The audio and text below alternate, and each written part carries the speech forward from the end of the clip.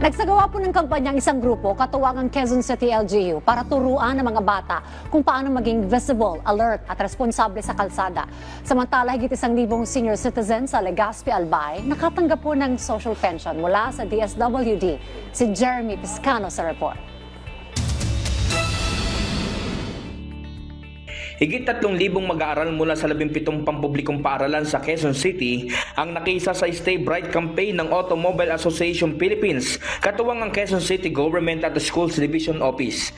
Nakibahagi rin ng mga sangguniang kabataan bilang kaagapay sa advokasya. Layunin ng kampanya na turuan ang mga bata kung paano maging visible, alert at responsable sa kalsada para mas maging ligtas sila tuwing papasok at umuwi ng paaralan.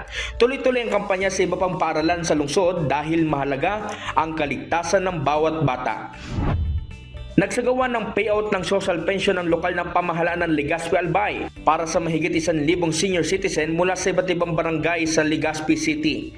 Ito ay sinagawa sa Legazpi City Convention Center kahapon, July 29. Ayon sa lokal ng pamahalaan ng Legazpi, Albay, tatanggap ng 1,500 pesos ang bawat beneficiary mula sa 70 barangay bilang bahagi ng regular na implementasyon ng Social Pension for Indigent Senior Citizens Program ng Department of Social Welfare and Development. Jeremy Piscano, para sa Pambansang TV sa Bagong Pilipinas.